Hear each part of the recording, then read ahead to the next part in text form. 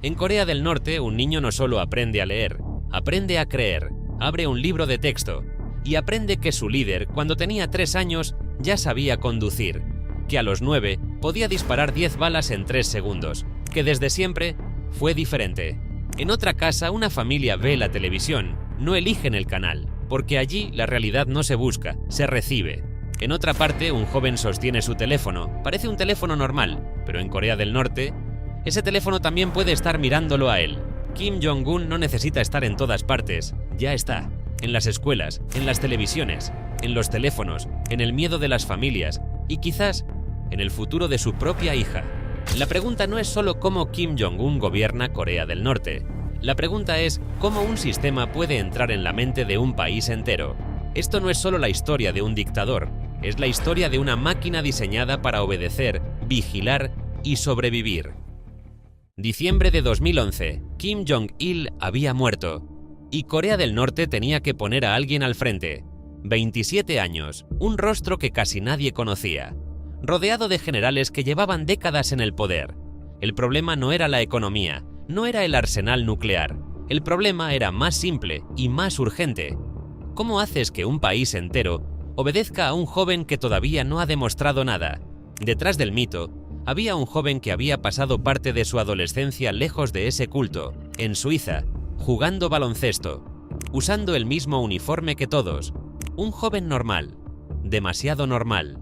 Pero eso era exactamente lo que el régimen no podía mostrar.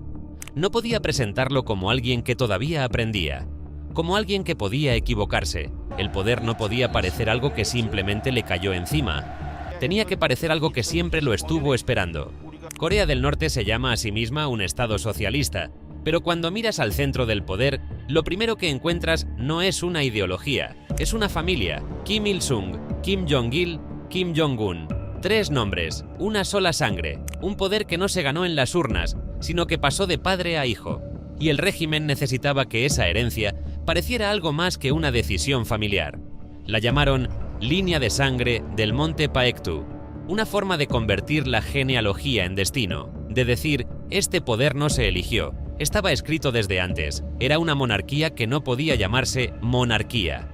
Y para que esa historia sobreviviera, tenía que entrar en el lugar más importante de todos, la infancia. En los materiales educativos del régimen, Kim Jong-un aparecía como un niño imposible, capaz de conducir desde los 3 años, de disparar desde la misma edad, y a los 9, de acertar 10 tiros en apenas 3 segundos. ¿Parece imposible? Claro, pero ese no era el punto. Estas historias no existen para sonar posibles, existen para que nadie haga la pregunta más peligrosa: ¿por qué él? Un joven heredero podía ser cuestionado, un mito, no. Por eso, el joven real debía desaparecer, solo podía quedar el líder necesario. En Corea del Norte, el poder no se demuestra con votos, se justifica con sangre y se completa con propaganda. Kim Jong-un no solo heredó un país, heredó una versión de la realidad diseñada para que nadie pudiera preguntarse ¿por qué él? Pero una historia no protege un trono para siempre. Para eso el régimen necesitaba miedo. Y ese miedo no empezó con sus enemigos, empezó con su propia familia. Cuando hablamos del miedo en Corea del Norte, muchos piensan primero en los nombres conocidos: Jang Song-taek, Kim Jong-nam, un tío político, un hermano, 2 advertencias: ni la familia, ni la sangre, ni la cercanía al poder pudieron protegerlos. Pero aquí hay algo todavía más oscuro. No el miedo que elimina a un enemigo, sino el miedo que hace que toda una sociedad empiece a vigilarse a sí misma. Una dictadura no puede poner un soldado dentro de cada casa, no puede escuchar cada conversación, no puede mirar cada mesa, cada puerta, cada silencio. Entonces hace algo más eficiente. Enseña a la gente a vigilarse entre sí y después a vigilarse a sí misma.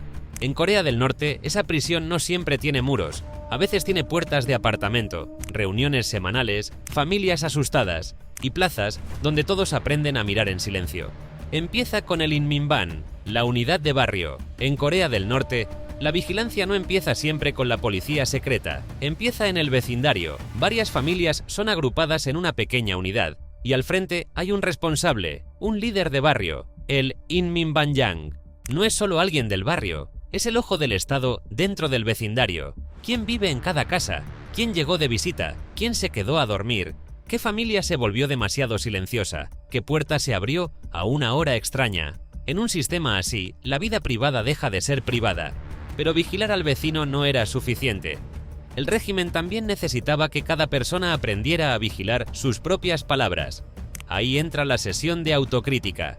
En coreano, Saengwal Chongwa.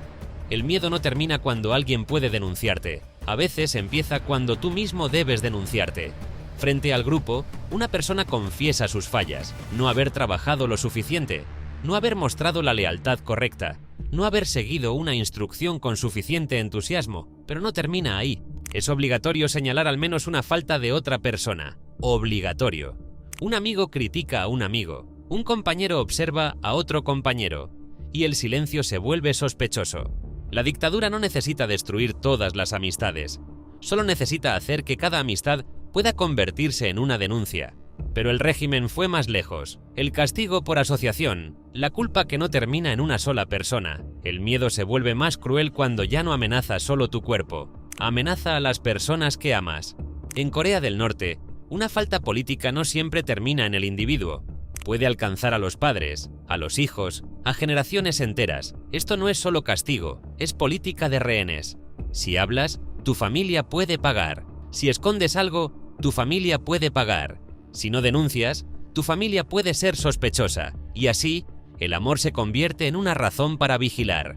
El régimen no necesita romper una familia desde afuera, solo necesita hacer que cada familia tema destruirse desde adentro. Y a veces, el miedo no se esconde, se muestra. Una ejecución pública no castiga solo a una persona, habla con todos los que están mirando. Mira, recuerda, no cruces la línea. Algunos testimonios hablan de familias y vecinos obligados a mirar. Entonces el miedo no termina en la plaza, vuelve a casa con la gente, se sienta en la mesa, entra en la escuela y se queda en la memoria. El miedo más efectivo no es el que castiga a todos, es el que le recuerda a todos que cualquiera puede ser el siguiente. Pero incluso el miedo tiene un límite. Una persona asustada todavía puede ver, todavía puede escuchar, todavía puede comparar. Por eso, el régimen da el siguiente paso, no basta con asustar a la gente. También hay que controlar lo que puede ver, lo que puede oír y lo que puede recordar. En Corea del Norte lo más peligroso no siempre es un arma, puede ser una canción, una película o un teléfono que parece estar en tu mano, pero que también puede tenerte a ti en la suya. Ese teléfono no era una metáfora. En Corea del Norte, la tecnología no siempre abre una ventana al mundo. A veces, cierra la ventana desde adentro, porque para el régimen, controlar a una persona no significa solo vigilar su cuerpo, también significa vigilar lo que ve, lo que guarda, lo que escribe y lo que puede recordar. Una película extranjera no es solo una película. Una canción extranjera no es solo una canción. En un país cerrado, cada imagen de afuera puede convertirse en una comparación. Una casa más grande, una calle más iluminada, una persona hablando sin miedo. Y una comparación puede convertirse en una pregunta. ¿Por qué allá sí y aquí no? Lo peligroso no era solo el contenido, era la comparación. Por eso, compartir una película en Corea del Norte no es un acto de entretenimiento, es un acto que el Estado considera peligroso. Por eso, el control llegó incluso a las computadoras. Corea del Norte desarrolló su propio sistema operativo, Red Star OS, Estrella Roja. Por fuera podía parecer un sistema normal, carpetas, iconos, archivos. Pero detrás de esa apariencia normal, había algo más inquietante. El sistema podía marcar archivos, dejarles una huella, una firma invisible. Así, un video o una imagen no solo viajaba de una computadora a otra, también podía llevar consigo una pista sobre dónde había estado y por qué dispositivos había pasado. En Red Star OS, un archivo no solo se abre, también puede delatarte. Pero el control no se quedó en las computadoras, pasó a algo más íntimo, algo que cabe en la mano, el teléfono. En muchos países, un teléfono es una ventana. En Corea del Norte, puede ser una pared. En un análisis reciente de un teléfono norcoreano sacado del país, apareció una función inquietante. El dispositivo podía capturar la pantalla automáticamente cada 5 minutos, no para ayudar al usuario, para dejar un registro. Las imágenes quedaban guardadas en una carpeta oculta, inaccesible para la persona que usaba el teléfono, pero disponible para quienes podían inspeccionarlo. Creías que tú mirabas la pantalla, pero la pantalla también podía mirarte a ti, y el teléfono no solo miraba, también corregía. Algunos reportes indicaron que estos dispositivos podían censurar o cambiar ciertas palabras, expresiones vinculadas con Corea del Sur, palabras que sonaban demasiado extranjeras, formas de hablar que el régimen no quería dejar pasar. Entonces el control ya no era solo sobre lo que veías, también era sobre cómo podías nombrar el mundo. Si controlas las palabras, no solo controlas lo que alguien dice, controlas lo que puede imaginar. Entonces, la tecnología deja de ser una salida, deja de ser una ventana, se convierte en otra pared, una computadora que marca tus archivos, un teléfono que guarda lo que miras, un teclado que corrige tus palabras. Así, el aislamiento ya no vive solo en la frontera, vive en la pantalla, en el archivo, en la palabra que desaparece antes de ser dicha. Porque cuando un régimen controla lo que una persona puede ver, también controla los límites de su mundo. El objetivo no era solo impedir que la gente escapara del país, era impedir que una idea escapara del control del Estado. Pero mantener una prisión así tiene un costo, y ese costo no lo paga el líder, lo paga la gente común. Ese costo no siempre se mide en dinero, se mide en comida, en tiempo, en familia, en palabras que nunca se dicen, y en silencios que un niño aprende demasiado pronto. El sistema está diseñado para proteger al líder, pero el precio lo paga la gente común. De un lado está la propaganda, el líder perfecto, el Estado fuerte, la obediencia absoluta. Del otro lado está la vida real. Personas que tienen que conseguir comida, sobrevivir en los mercados, volver a casa y seguir cuidando cada palabra. Pero el costo más profundo no es solo el hambre, es perder la posibilidad de elegir qué ver, qué decir, a quién confiar una palabra, qué canciones escuchar, qué preguntas hacer. Y cuando esa vida se aprende desde niño, la prisión deja de ser un lugar, se vuelve costumbre, se vuelve silencio, se vuelve sentido común. Por eso, la pregunta final no es cuánto tiempo gobernará Kim Jong-un. La pregunta es si este sistema puede volverse tan profundo que sobreviva incluso al hombre que lo gobierna. No empezó con un solo acto, empezó con un mito, después vino el miedo, después el silencio y finalmente el aislamiento. Así no se controla solo un país, se controla la forma en que una persona aprende a vivir.